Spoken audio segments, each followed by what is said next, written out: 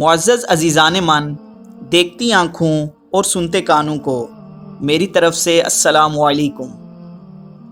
کہتے ہیں کہ حضرت داؤد علیہ السلام کے زمانے میں ایک شریف النفس اور کمزور آدمی تھا۔ اللہ تعالیٰ کے حضور دعا کرتا رہتا تھا کہ مجھ غریب بے سہارا کو غیب سے روزی عطا فرما اور مجھے محنت و مشقت کے عذاب میں نہ ڈال۔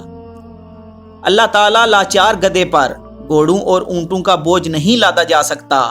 پاؤں والا تو چل کر روزی کما سکتا ہے، اور جس کے پاؤں ہی نہ ہوں اس کو تیرا ہی آسرا ہے۔ اے اللہ سب کے سننے والے، میں منہ سے ہی تجھ سے مانگ سکتا ہوں لیکن مشقت کرنے کی طاقت نہیں رکھتا۔ بس یہی ورد و وظائف اس کی دن رات کی مصروفیت تھی۔ اس کا یہ عمل ہر عام و خاص میں مشہور ہو چکا تھا۔ لوگ طرح طرح کی باتیں کرتے، خدا نے ہر شخص کی روزی محنت و مشقت کے راستے اتاری ہے، لیکن اسے دیکھو، ہاتھ پیر ہلائے بغیر خدا سے اپنا رزق طلب کرتا ہے۔ پیغمبر خدا کو دیکھو جنہیں اللہ تعالیٰ نے معجزے بھی عطا کیے ہیں، خوش الحان ایسے کہ جن و انس پرند تو ایک طرف پہاڑ بھی متاثر ہوتے ہیں۔ اتنی شان و شوکت کے باوجود وہ بھی بغیر مشقت کے روزی حاصل نہیں کرتے۔ مگر اسے دیکھو، یہ نکارا انسان یہ چاہتا ہے کہ اسے بیٹھے بٹھائے خزانہ مل جائے اور کوئی کام نہ کرنا پڑے۔ لوگ سو باتیں کرتے مگر وہ کسی کی پرواہ نہ کرتا، برابر اپنی آہذاری میں لگا رہتا۔ اس کی دعا کا چرچا سارے شہر میں عام ہو گیا کہ یہ کیسا انسان ہے جو خالی تھیلی میں پنیر حاصل کرنا چاہتا ہے۔ جو تلاش کرے آخر اس کو مل ہی جاتا ہے۔ خدا سب کی دعائیں سنتا اور مرادیں پوری کرتا ہے۔ اس شخص نے دعاؤں اور رونے دھونے کی حد کر دی تو رحمت جوش میں آ گئی اور اس کی مراد بر آئی۔ زور سے دروازہ کھلا اور ایک گائے اس کے گھر میں گھس آئی۔ اس نے فوراً گائے کو پکڑا، ٹانگیں باندھ کر بے تعمل حلق پر چھری پھیر کر ذبح کر دیا۔ پھر قصاب کو بلوایا کہ اس کو کاٹ کر بوٹیاں بنا دے۔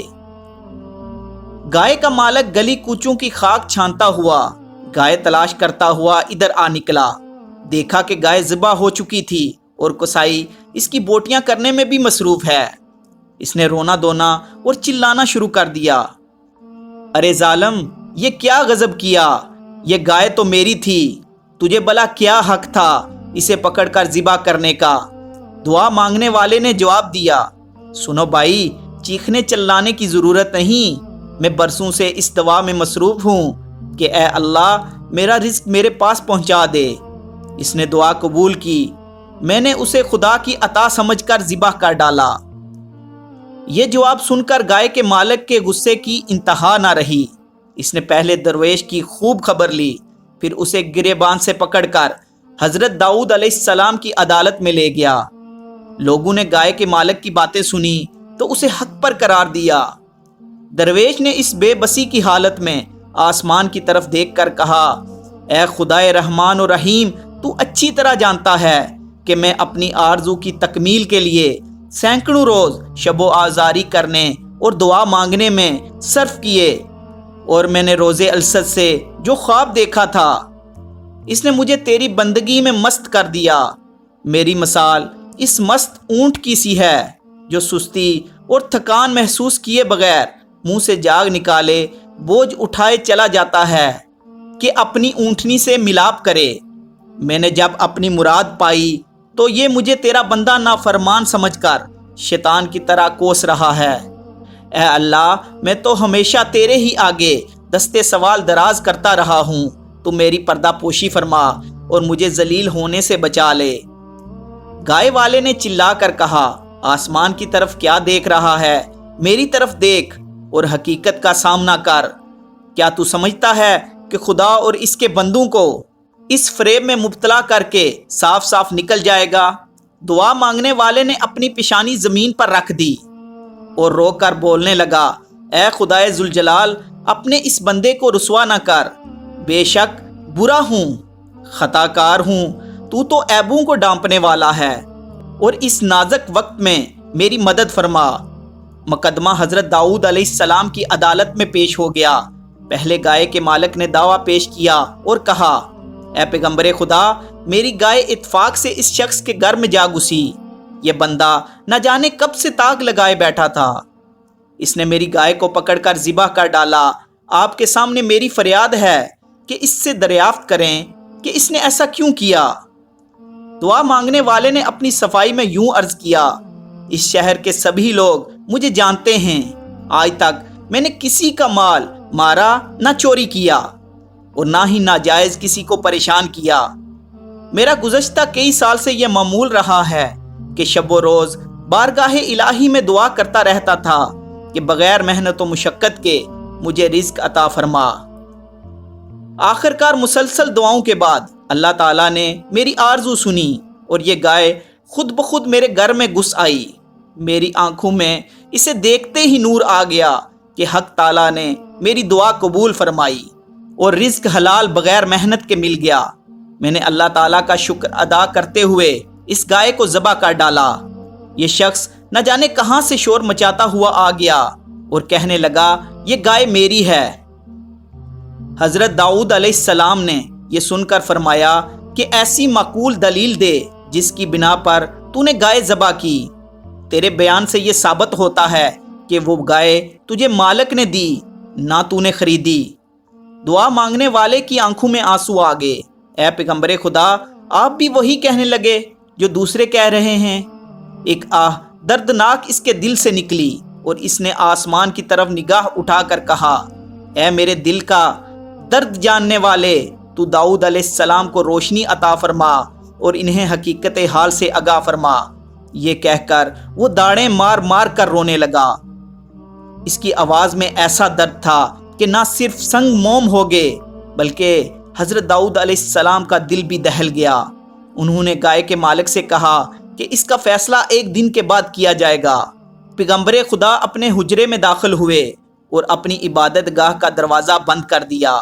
ذکر و اذکار کے بعد اللہ عز و جل کی بارگاہ میں دعا کی کہ اے پروردگار، مجھے حقیقت حال سے آگاہ فرما۔ اللہ تعالیٰ نے اپنے نبی پر اسرار اور رموز کھول دیے۔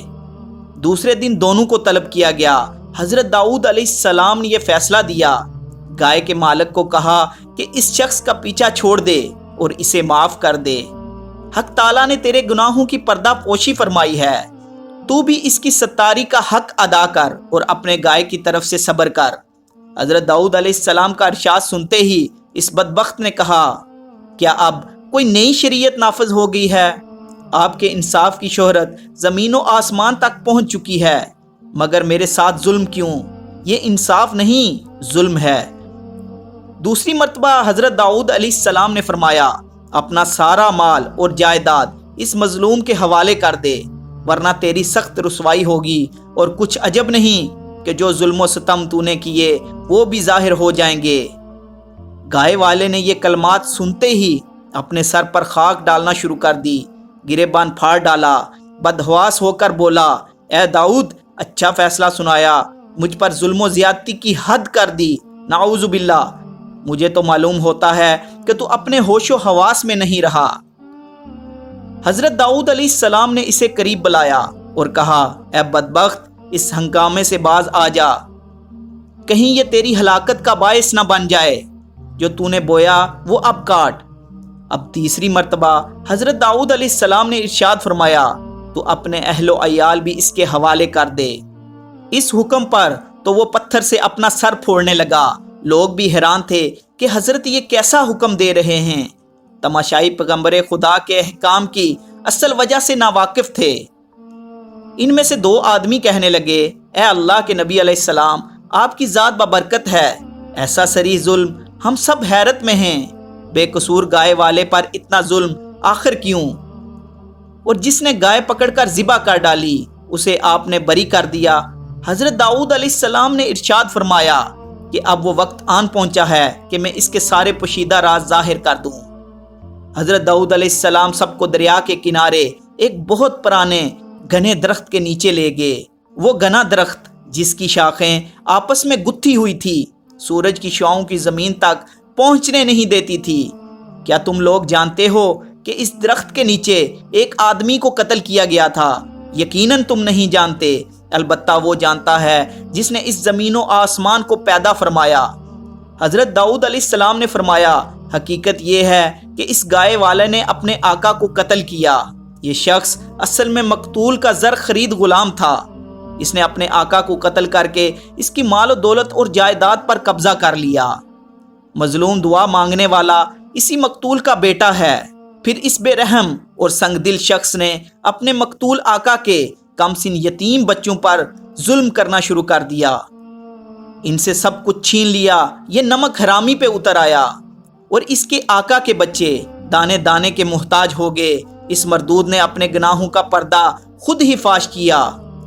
ظلم ہمیشہ روح کی گہرائیوں میں دبکا رہتا ہے، لیکن ظالم اسے خود لوگوں پر کھول رہا ہے۔ اے سگے دنیا، تو نے شرع کے مطابق اس مقدمے کا فیصلہ مانگا تھا۔ شریعت نے اپنا فیصلہ سنا دیا، اب اس کی تعمیل کرنا تیرا فرض بنتا ہے۔ تو نے اپنی صفاکی کا ایسا مظاہرہ کیا کہ خدا کی پناہ، تو نے آقا کو اس طرح چھری سے ذبح کیا جس طرح اس دعا مانگنے والے نے تیری گائے کو ذبح کیا تھا۔ وہ خون آلودہ چھری راز فاش ہونے کے ڈر سے گڑھا کھود کر تو نے دفن کر دی تھی۔ اس کا ثبوت یہ ہے کہ اس چھری پر اس کا نام کندہ ہے۔ حضرت داؤد علیہ السلام کے حکم پر زمین کھودی گئی۔